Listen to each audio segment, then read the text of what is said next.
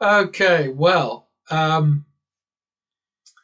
this guy, Degen Dolt, I know he's not in business to amuse or entertain or inform or educate me, but I have to say I cannot understand what he's up to.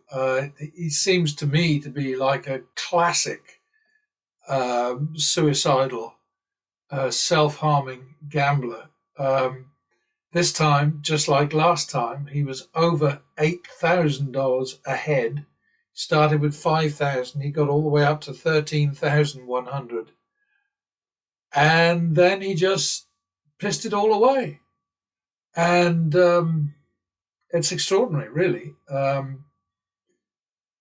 Pattern betting, dear old Algie, didn't have a too terrible time of it. It was a win of 1,525.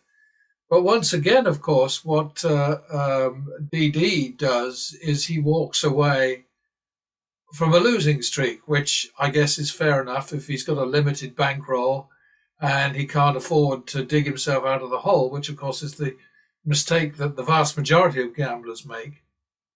So he just walked away. For Algae, the walk away was at 5,550, so that's not too damaging. For him, it was end of the line, really. I mean, he was 8,500 down, um, according to his left hand action, which is his first base hand only. And over here, I've got the add-ons, and it's strange. I do my best to see what he's betting, and I follow the thing on his videos where it shows his balance. But there were some weird mistakes in there that I couldn't quite get, and in the end, I think he would say that he was down about 7,500. But I've been tracking his bets as best I could because there's no percentage in it for me to show him doing really, really badly. But he was down on his last series. He was down 8,500 overall, down 2,450, and over here down 3,350. So there's a discrepancy in here somewhere which I can't completely explain, but I certainly don't expect him to come to my rescue and tell me exactly what happened. But I have him down in the hole at least 7,000. His rollover bet is 8,500, and this is the result up here, 2,450.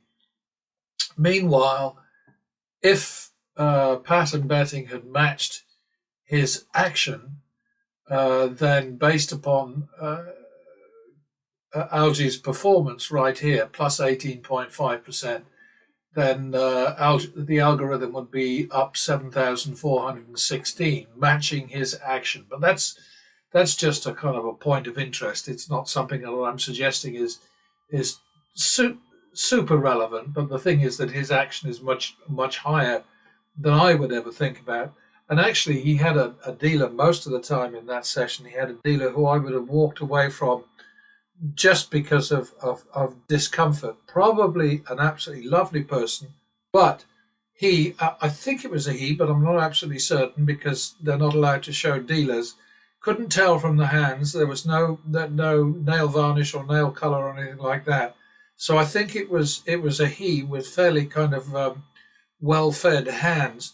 But it was this snap, snap, snap, and that would drive me absolutely bonkers. I would just say, okay, let's stop this. Let's wait for a fill-in dealer or whatever. And another dealer did come in for a little while, and she was more like a normal dealer. But I mean, this particular one, the one who was there for most of the time in this session, was just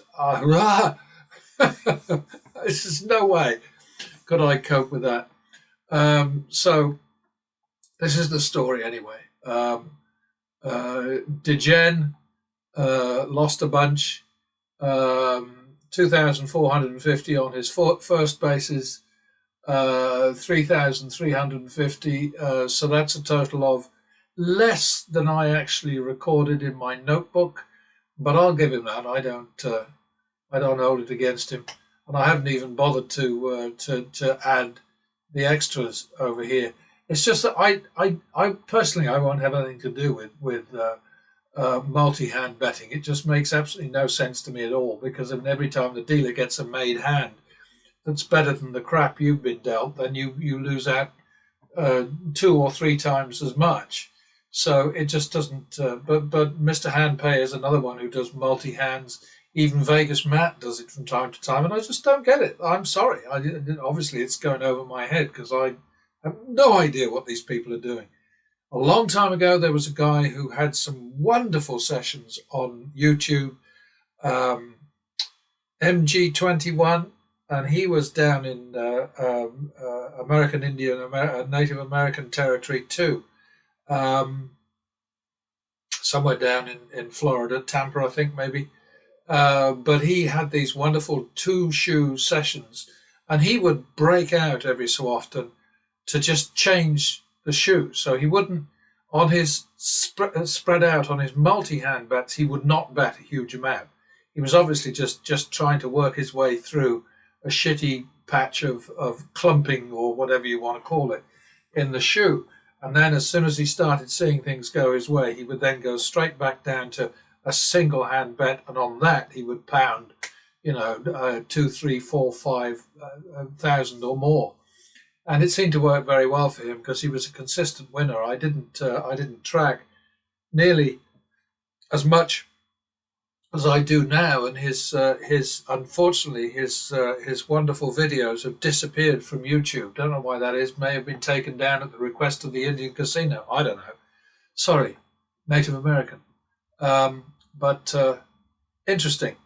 Anyway, that's it for now. I'll put this up with the He Didn't Have to Lose series, and I don't know. I'm just waiting for him to have a good winning sequence, because I promised myself the last time I had to deal with him that I would add.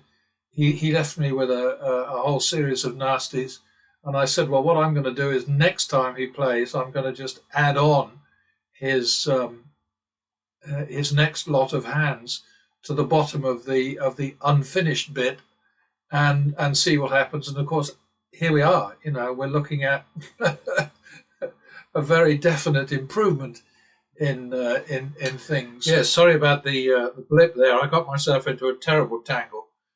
Yeah, what I meant to do was to simply copy the first, because what I said at the end of the last Degen D video, the last example of somebody who didn't need to lose, I said, here he is leaving me hanging, and what I need is next time he plays, I need him to, to do better, so that I can transfer, that over to this, to demonstrate that it's a bad idea to walk away a loser. Anyway, I'm doing that now. Control F6. Oh, come on. All right.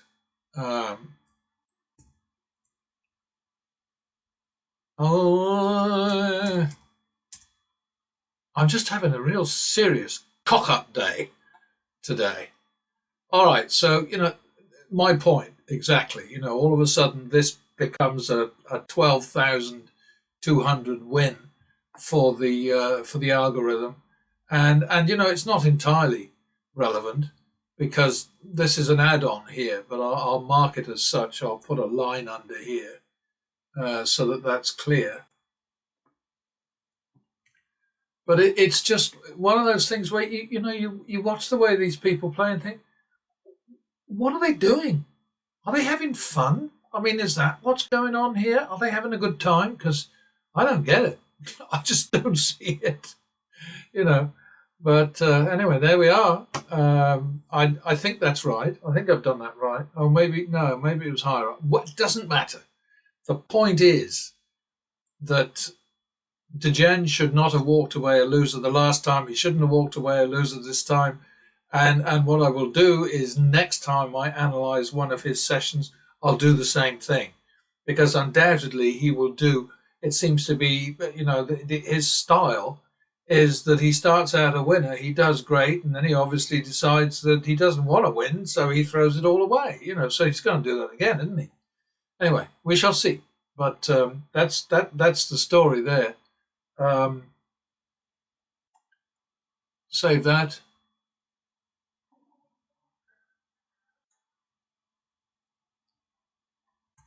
And then we've got this sad situation where he could have been a winner, but he didn't want to be, and that's how it goes. Oh, and this was just one of the probably the worst series was where -7 and +3. So we ended up winning 125, which is hardly fantastic, but it's 6% of the total action, and the indicated result, given a 40% house advantage, was a loss of 830. And, lots of people might think that these numbers are just boring and they take all the fun out of everything, and and these are the people who think that losing is fun. And DD seems to be in that group of gamblers, and I think more gamblers than realize it actually expect to lose and even want to lose. I've been saying that forever and a day. But he certainly behaves that way. He looks that way. It's just extraordinary. I don't think I've ever seen anybody get that far ahead 2 sessions in a row and then flush it all in the toilet. I mean, it's just, I've never seen anything like it, to be honest.